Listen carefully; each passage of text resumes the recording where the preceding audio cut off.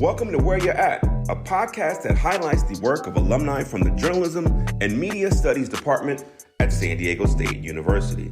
I'm Pete Frank Williams. Our goal is to share the success of alums, inspire current students with these stories, and connect students and alums for mentoring. And now, here's your host, Josh Suchon. This week on Where You At, we are heading to Las Vegas, Nevada to talk sports broadcasting, live sports broadcasting, and also sports gambling, and also what it's like to be a one-man band or a one-woman band who is shooting and directing and interviewing and editing and putting together multimedia packages in order to build her career. We are very excited to welcome Stormy Buonantony to the Where You At podcast. It felt like every time I watched a college football game this fall, there she was on the sidelines on my television screen. But these jobs don't just happen overnight. It takes a long time, a lot of decisions, and we are excited to learn what Stormy has been up to since she left Montezuma Mesa and making us all proud. Hello, Stormy. Hi. Yeah, I hope you weren't totally sick of me turning on the TV and just always seeing my face. So I appreciate that. No, it was super fun. And I remember our paths first crossed here in Albuquerque. I believe it was like this Mountain West Conference indoor track and field. I remember just thinking, she's going places. I need to make sure that I follow her because she's going places. And I'm just super proud as an alum to see everything that you're doing. And I'm excited for people to learn more about your story and so that they can be inspired by your story. Well, I really appreciate you and appreciate you having me. And I always love a good Mountain West SDSU connection anywhere I go. I get super jazzed up when somebody says, oh, they went to San Diego State, or even if it's, I know we don't like to talk about Boise State, but even if it is like a Boise State or a Wyoming or a CSU, I love that Mountain West connection. I feel like it's a special thing. Okay, so these days, Stormy is a host for VSiN. That is a sports gambling website, and she's also a sideline reporter on ESPN, college football, and also the upcoming XFL. But I'm going to briefly go through the different things that you've done, and then I kind of want to get into some of the major parts of how you got here. So you're an intern at the CBS affiliate in San Diego, KFMB. You did Prep Sports Live in the Bay Area. You did some Campus Insiders. You were with the Mountain West Network as a reporter and host. You were with the Carolina Panthers as a reporter, in-stadium MC. You did some freelance sports editing, producing for NBC News Channel. You moved back to Las Vegas, where you grew up to be the rinkside reporter and host for AT&T Sportsnet. So that's a lot of different jobs. And so we don't have time to get through all of them, even though I would love to. But in your mind, what were some of the key moments where this led to this and this decision really helped me get to that? Yeah. Well, I think first and foremost, my first job out of school was the foundation of everything that I do. So when I got hired by the Mountain West Conference out of San Diego State, that role I was in for 3 years. I was a digital reporter for them. That's how I met you at the track and field championships. I was their conference championship reporter. So I would travel to all of their different events for all 17 men's and women's sports that they had. So that gave me kind of a well-rounded sports background of where I'm not just talking football, basketball, baseball, but I do talk about track and field and cross country and swimming and diving and golf and tennis and different Olympic sports as well.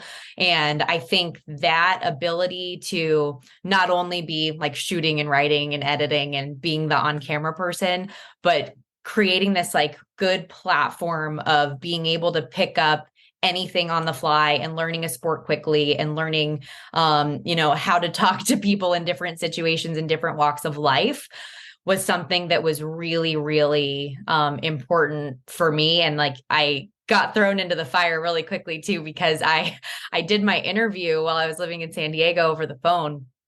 And I thought that it was going to be a longer process, and it was basically nope, we like you. You're hired. Can you move to Colorado in a couple of weeks? And so I'm okay, let's just, I thought I was going to live on the beach for a little bit longer. Guess we're going to the snow. But that experience was really, really helpful for anything that I did after that, because I was able to get a really solid demo reel tape from that. And when I moved to Carolina, And I eventually got to work for the Carolina Panthers when I moved there. And I eventually got connected with ESPN and SEC Network from living there. But my first job when I moved to Carolina was off camera, and I was editing at NBC, and I was like writing scripts for other people, just trying to get a shot on air. And if I didn't have that tape from the Mountain West, I wouldn't have had any of those opportunities. I'm glad you mentioned the different sports, because all the time I get students, young broadcasters telling me that they want to work in minor league baseball. And I tell them that's great. But at the same time, I remind them that if you limit yourself to just one sport, it's that much harder to get the job. And there's only so many of these, and it's so competitive. So maybe tell me a little bit more about your process of learning different sports and how that helps you become a better reporter when you're not just focusing on the major sports. Yeah, absolutely. I think a lot of like my biggest opportunities have come because I had that ability to pick up something quickly. And I learned that in that foundational role where it's like, okay, football season is over. Let's get started on golf. Stormy, have you ever covered golf before? No, but I mean, I like going to the driving range. Well, today you're going to learn, and now I love golf. And with VSiN, with the betting network that I work at, we cover golf tournaments, and I get to talk about betting odds for certain players. And Xander Schauffele, stop pulling out of tournaments because I want to bet on you, buddy. But like, for example, this is something that people kind of like make fun of me for and give me grief about, but I was a sideline reporter for the American Cornhole League for a time as well. And I did some like spike ball tournaments. But when I was going through my audition process to work for the Vegas Golden Knights here and got my an NHL job, I was on a 4th of July cornhole broadcast, and the people here saw me on that and thought I did a good job and thought it was just cool that I could pick up whatever and roll with it and go. And so that's proven to be a positive thing for me. I had never covered hockey before when I got that job, but they saw that I was just somebody that could roll with the punches, was down for whatever. I was a local girl that if I liked a hockey team, it was going to be the Vegas Golden Knights, who were born here just like me. And it came together because of something that like people think is silly or like, why would you do that? But I loved it and I had a blast doing it and I took it seriously. And I think anything that you're doing, especially on air, like take it seriously, give it your all. You never know who's watching, and just take advantage of learning anything that you can. Yeah, you never know who's watching, both good and bad, right? Yeah. You never know who's watching. You never know who is listening. We might bounce around quite a bit, but since you mentioned that you're from Las Vegas, I'm glad that the Aztecs were able to steal you for a number of years in college. What made a very proud Las Vegas girl go to San Diego State? Well, I mean, San Diego in general is pretty hard to, not want to be there. I loved the city. And so, yes, I was born and raised here in Vegas, and my dad moved to San Diego for work when I was a freshman in high school. And then as like my high school life went on, I realized that I wanted to go to school in San Diego, and San Diego State had good athletics. And I wanted to be at a place where there was, we could go to football games, we could go to baseball games, and you could have that real student experience, because I had no clue what I wanted to be when I grew up. I just wanted, no idea. And so I wanted to go somewhere that I knew had a lot of opportunities when you just start doing general education courses and kind of figuring out your footing and what you want to do. I thought I was going to be a nurse, to be honest with you. I was taking prerequisites to be a nursing major. That changed, obviously. But yeah, it was just a place that I thought would be a really cool place and get a good student experience of education and, fun with athletics. And I'm obviously a big sports fan. So I wanted to go somewhere that was D1, and I loved it. It was turned out to be the best decision for me. When did the nursing plan go away and the broadcasting plan become full center? And was it always sports broadcasting, or was there just broadcasting in general, and then you just kind of naturally turned to sports? So it, for when I figured out, I was like, okay, nursing might be it. Let's do that. And I'm taking different things. They wanted you to take an arts type of an elective. And so radio television sounded cool. When I was in high school, I had done, high school news for fun type of a thing. Yeah. And so I thought that would be a fun, like arts type of an elective to do. And I just, like so many of us, caught the bug instantly. And I really, really enjoyed the class. And like my teachers told me I was good at it if it was something I wanted to pursue. And I just all of a sudden was super one track minded that like, that's what I wanted to do. And sports were just something that had come very natural to me in my background. I had always, like I was a basketball player. I was a gymnast. I did different things. My mom's a gymnastics coach still to this day. My dad was a minor league baseball player. And so all my sports stories were like so much better than any of my news stories that I was trying to put together. And actually Lainey Lockwood, who used to be one of the like main people who I believe did Temple's job when I was in school. Mm-hmm. She actually, I have an email that I still have a screenshot of in my phone that I've just saved forever that says, Stormy, you should be doing sports and come to my office and talk to me. And so yeah. And so that's just one of those things that like, I even have like chills thinking about it now. Like, where would my life be if I didn't have this email?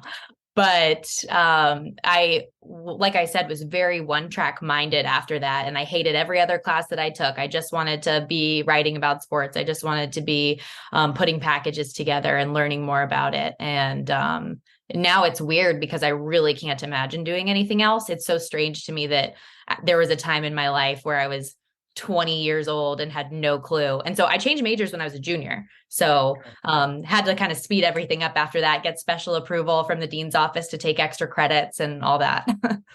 Okay, so that's really good because that's going to go to my next topic. So I was the kid who always knew that I wanted to do some type of journalism, broadcasting, communication, something with sports. And I was the Daily Aztec lifer who basically started as a freshman. And I remember like the older meaning like 2 years older, Daily Aztec students looking at me and just going, "You're going to be running this place one day." And I was like, "What?" And they're like, "Yeah, because you're the youngest. And so that means you'll be the only one left in a few years." But for you, especially since you switched mid-collegiate career, what were some of the things that you did as a student in order to start getting experience to kind of catch up? Well, the Daily Aztec was all booked up. So I worked there. I don't know what they were thinking, but they have learned their lesson now. I tried and tried and tried. And there was one guy that was like doing sports there and he had done it for a couple years and he was just crushing it. So I had no hope. But actually, to be honest with you, so I did some packages and I was getting with the athletics department over there, and Jason Bott, who's still there to this day, people that I could just kind of connect with and learn more about, getting a foot in with the athletics department. And then actually, oddly enough, because San Diego State didn't have like a broadcast specific program, I was taking all of my writing classes there and even like writing for broadcast, which was great, super helpful stuff.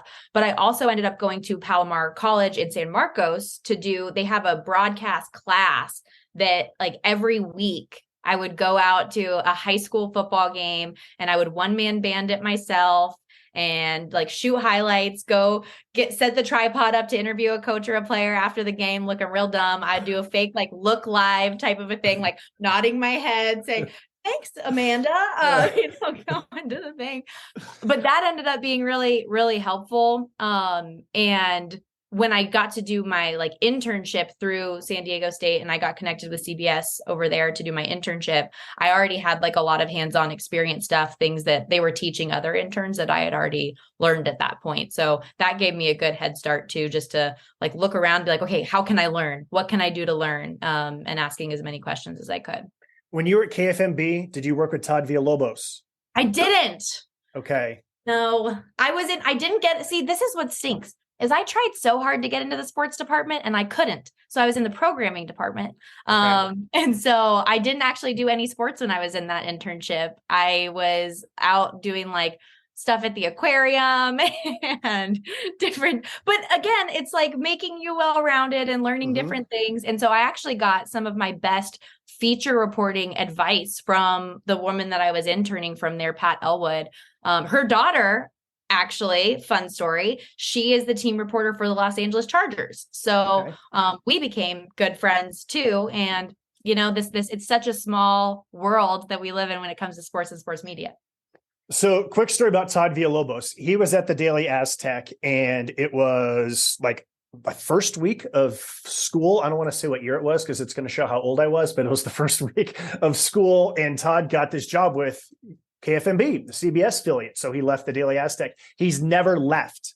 He's been there ever since. And when Todd left, the sports editor at the time, who's one of my best friends to this day, one of the most important people in my life, I had done one story for the Daily Aztec. It happened to be about baseball. It was a story about the baseball team's fundraiser. The first story I ever wrote for the Daily Aztec, I interviewed Tony Gwynn, senior. Oh my gosh. And turned in this story. And the sports editor called me and he said, we have an opening to cover baseball.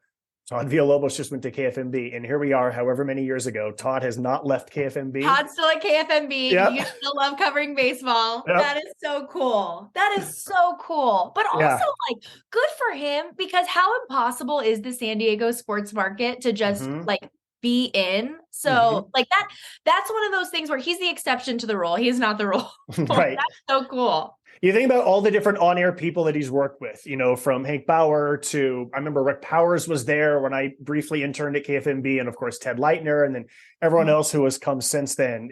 It's extremely impressive what Todd has done at KFMB.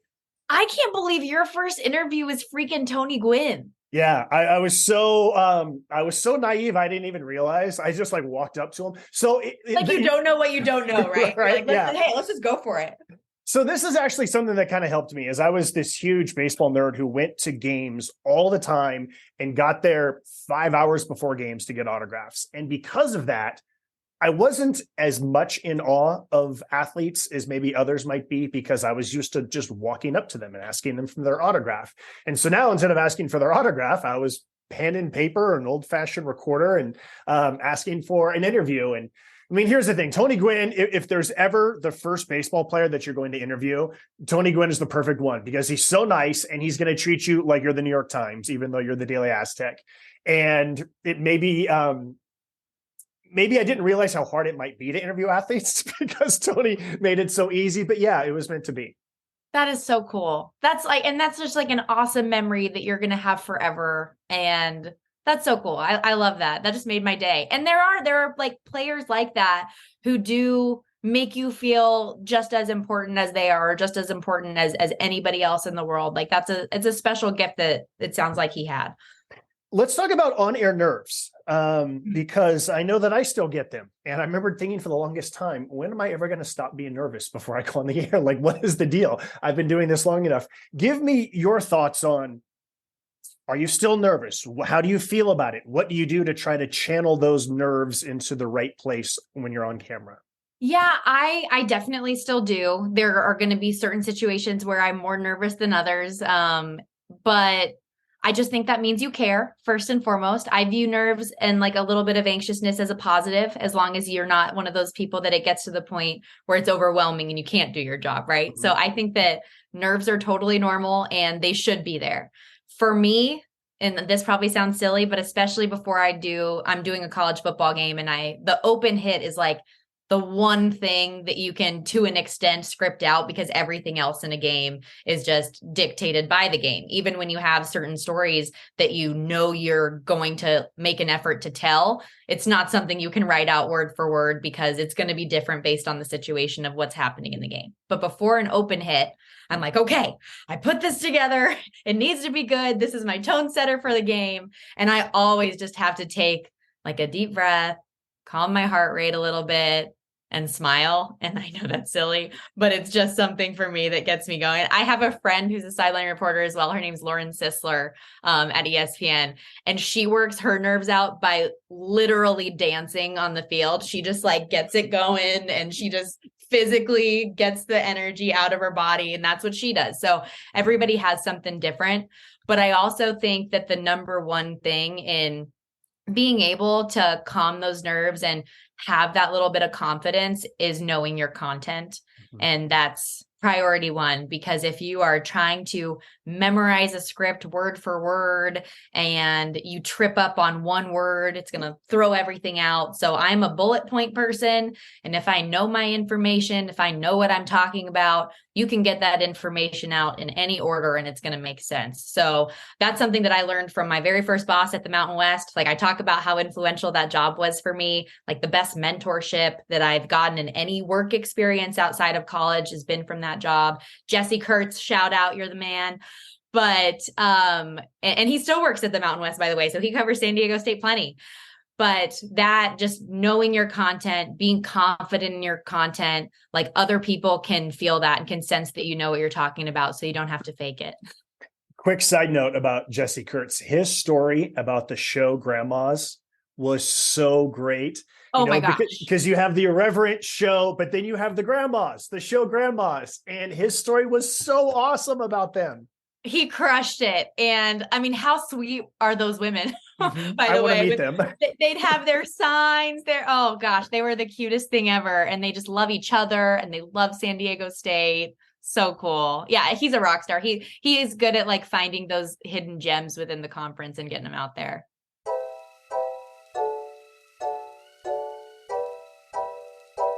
It's time for a quick break from this week's podcast. I'm Amy J. Smith from the class of '98, and I'm a voiceover artist based in Los Angeles. I'm available for film narration, radio and TV commercials, documentaries, how-to explainer videos, and much more. You can contact me at amyvo.com. And now, back to this week's podcast. Here's Josh.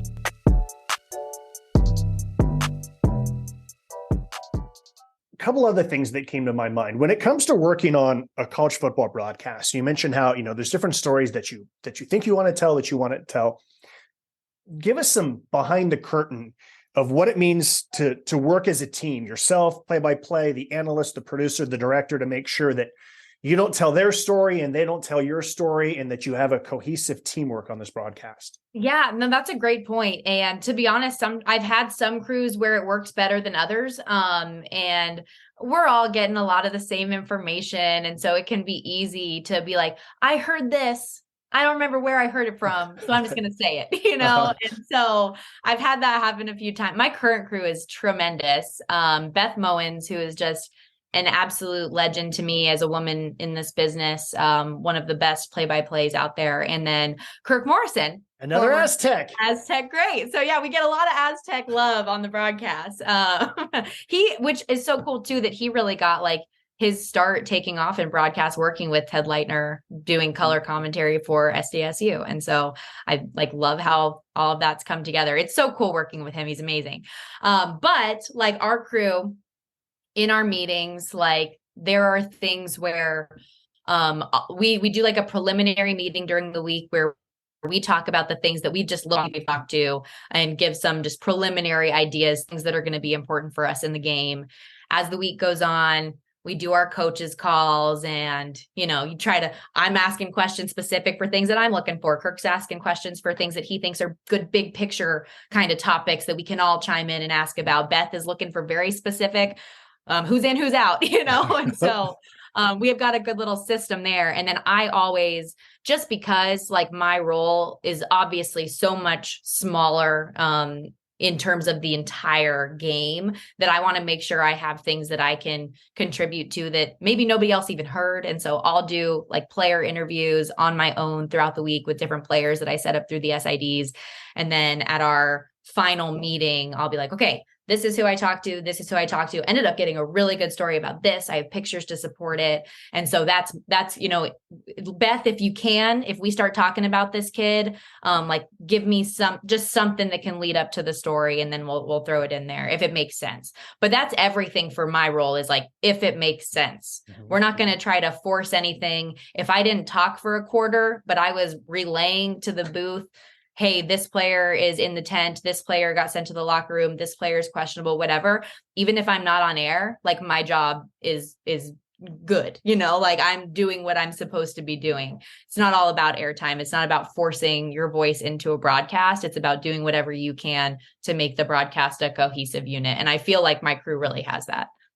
I have a quick Kirk Morrison story. Then we're going to go back to this. Give it to me. So before I got into broadcasting, I worked 10 years at the Oakland Tribune, and I started off covering high school sports.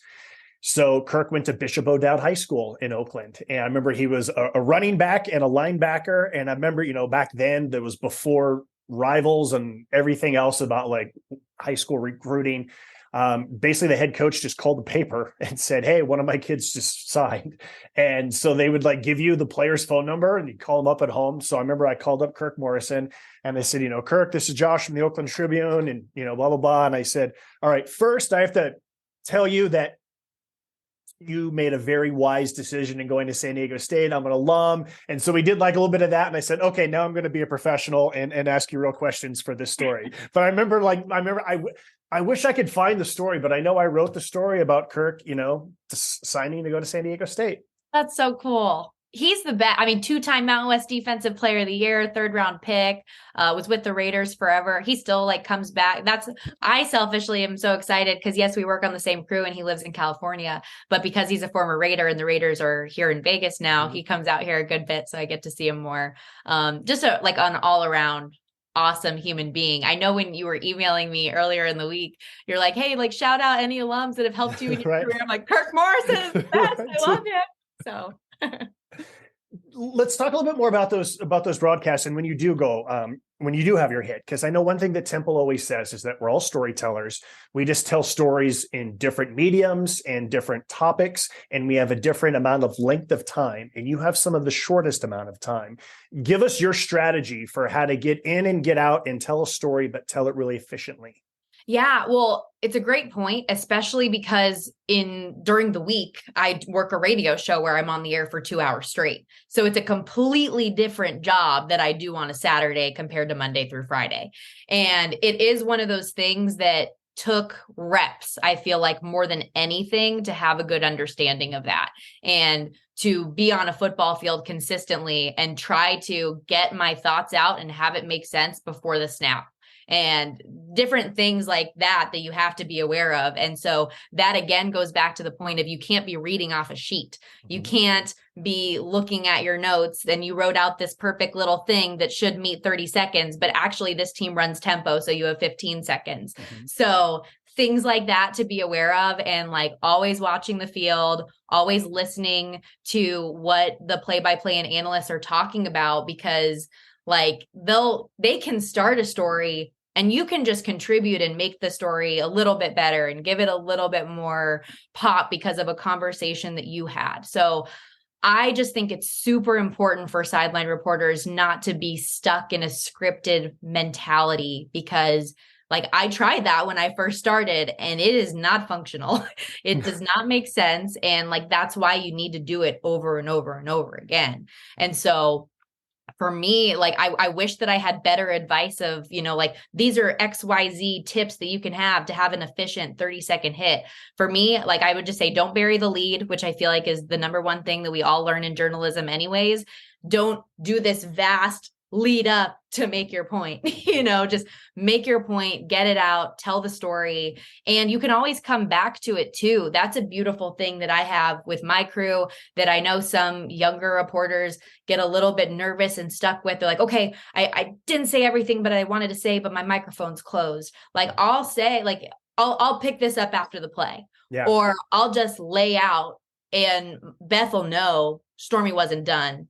And she'll say what she needs to say. And then she'll say, "Stormy," and I'll go finish my thought and stuff like that. And I think that comes with repetition. That comes with getting to know the people that you work with and their strengths and having those conversations before you go into a show.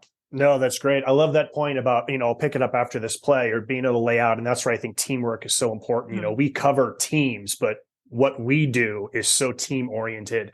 That's so great. What is a memorable either halftime interview or post-game interview that sticks in mind to you with a coach? Maybe the fans are on the field, or maybe there's just chaos because of an ending. What is a memorable, really fun post-game interview? So post-game interview, one of the coolest ones I ever did was when I was working for the Vegas Golden Knights, because it was just an insane ending to a game. The VGK were playing in Nashville, and I think they were down 2 goals going into the third period. They ended up like getting down to within the final minute.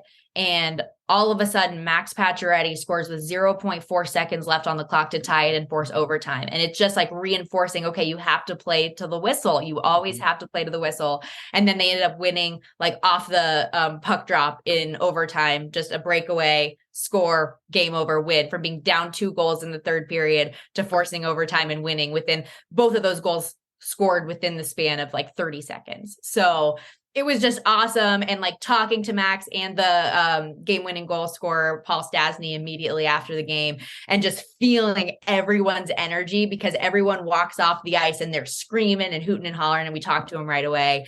And I just remember that was the first thing that Max said. He was just like, you never give up. You always play. Like, you know, and that was super fun. And then my most memorable halftime interview far and away was my first game I ever did with the ESPN on SEC Network. And they talk about throwing me the fire.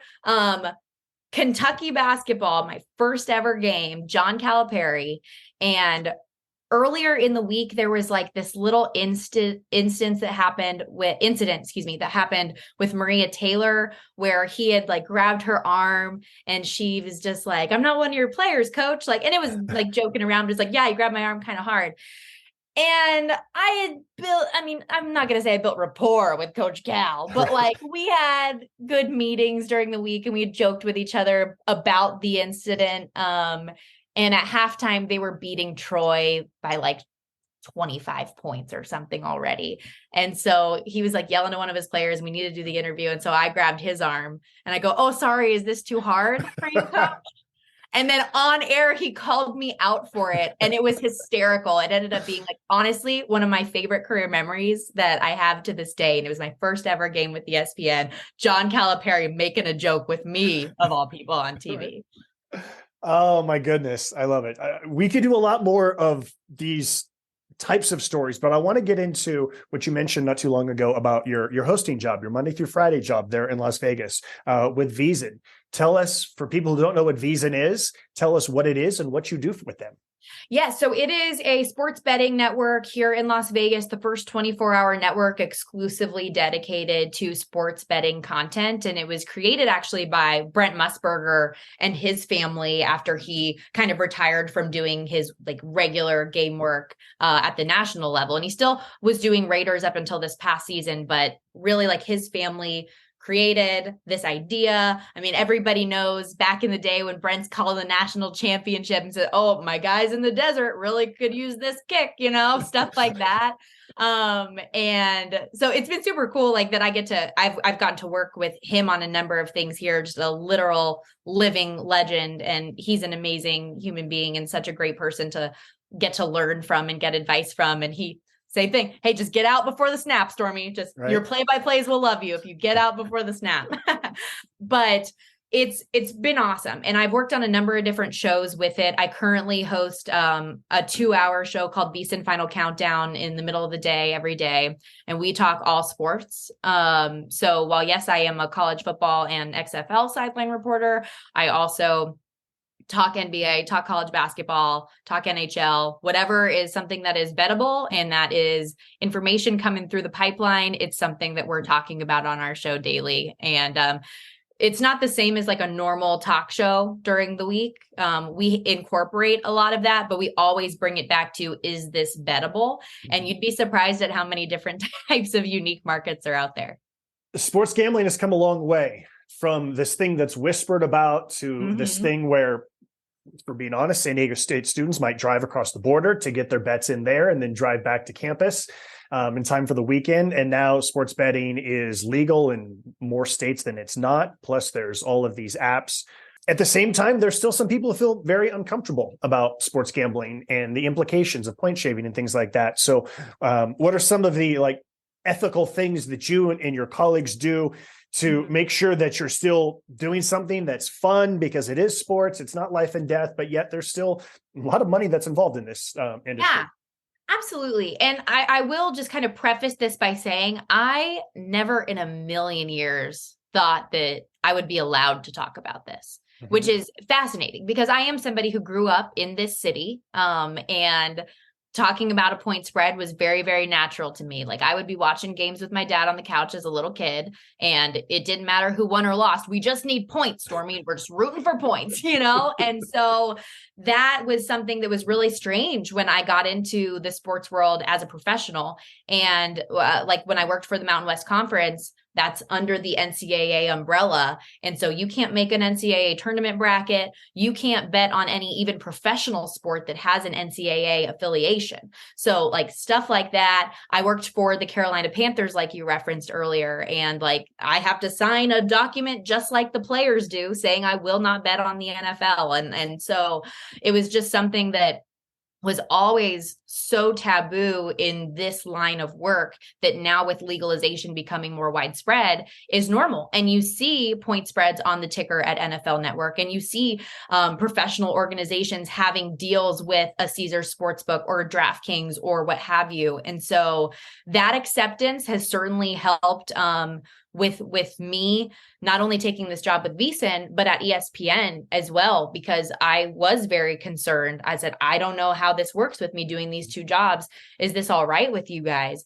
And basically it came down to ethics. And it was one of those situations where it's like you as a college football reporter are in a lot of meetings that other people are not in. So are you going to manage that professionally or are you not? And so that's a big thing is like, I will not ever bet on games that I'm calling.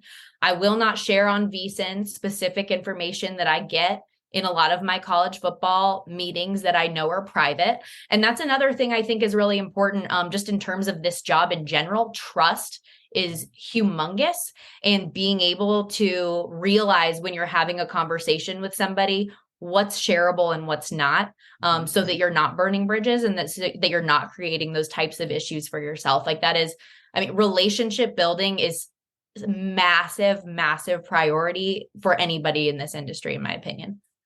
I can tell you for me, I work in minor league baseball, but I had to watch a video last year. I think it was like 30 to 45 minutes, and I had to answer questions about what I can and cannot bet on regarding Major League Baseball and even fantasy baseball and things like that. Fortunately, I realized early in life that I was terrible at betting on sports, and so I had no interest in doing so. But yeah, I mean, even as someone like myself who works in minor league baseball, yeah, it's taken very seriously.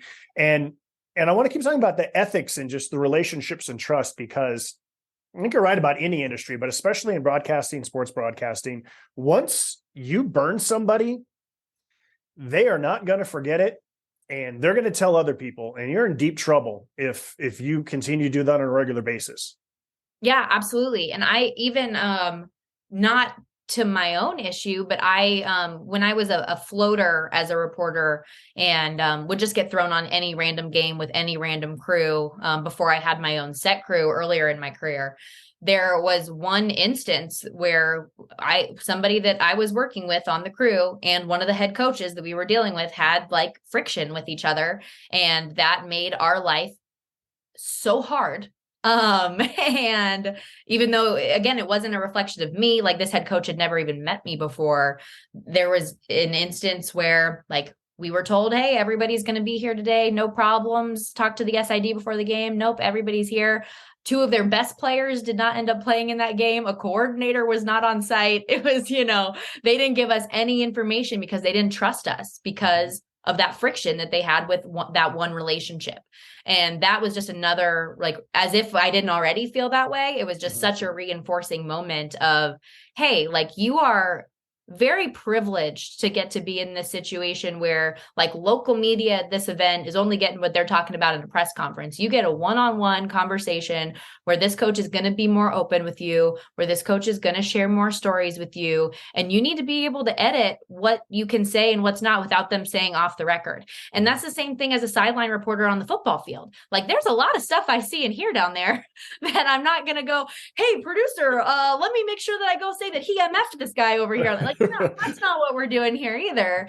And so being able to self-edit and develop those relationships because, okay, maybe this guy is an assistant coach now, but in 5 years, he remembers you and he's the head coach at Mississippi State and you have to cover them and things like that, that like and that's another thing that for me in terms of like advice that I try to give students whenever I talk to classes or anything like that is the easiest, yet for whatever reason, hardest thing for some people to do is work hard and be nice to people and like treat everyone the way Tony Gwynn treated you, like treat everyone equally like they're special because they are. And like every person is unique for a reason.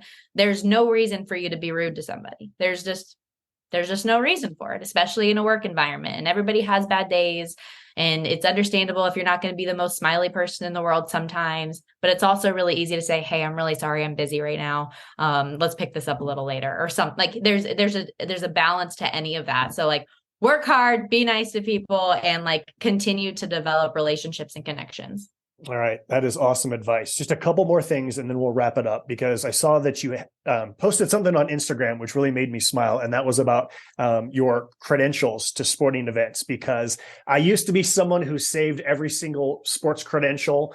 And then I just got out of the habit of doing it. And over Christmas, when I was trying to organize my life and my house, I found a bunch of my old credentials. I found the first ever time that I went to a spring training game and it says the Daily Aztec.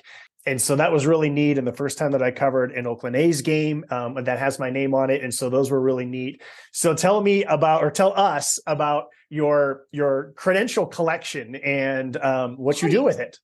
I'll show you. Okay. Here. This is my little credential stash.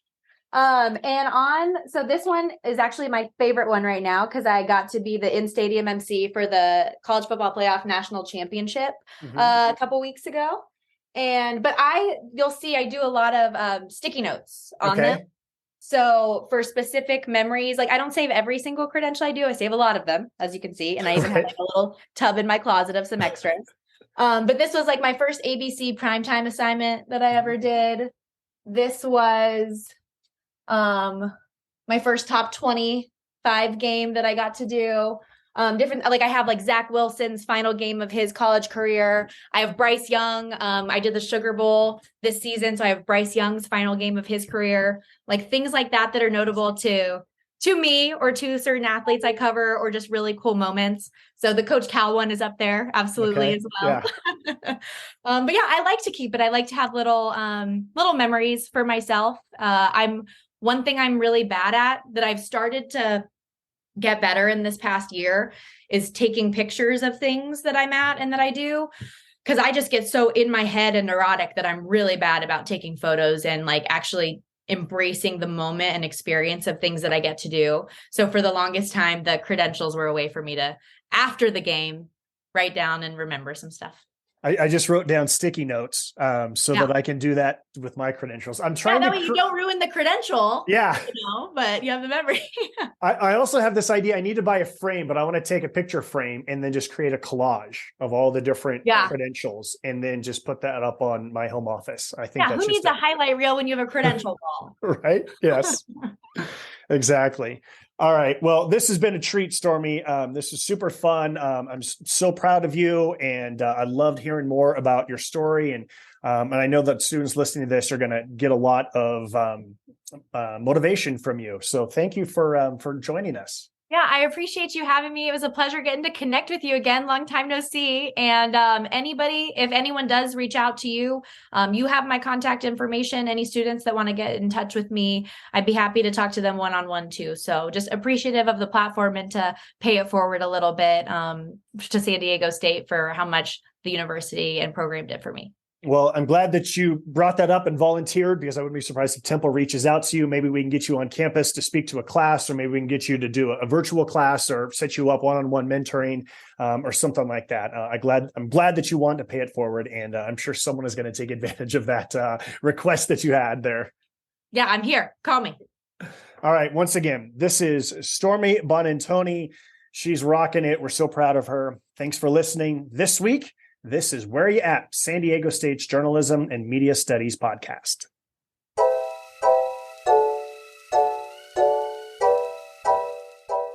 Thanks for listening to the Where You At podcast. This is Amy J. Smith from the class of '98. Thanks to Martine Marine for creating the music you're hearing right now, and Alex Piscatelli for her work on the podcast name and the artwork on social media. And a reminder to SDSU alums, we really want to know, where you at? Tell us about your career. Get involved in the department. You can donate your time or your money. You can mentor students. You can speak in the classroom, in person or Zoom. You can provide internship opportunities to students. Help us grow the department. Again, thanks for listening. Subscribe to this podcast. Tell your friends. Recommend us a future guest. And go Aztecs!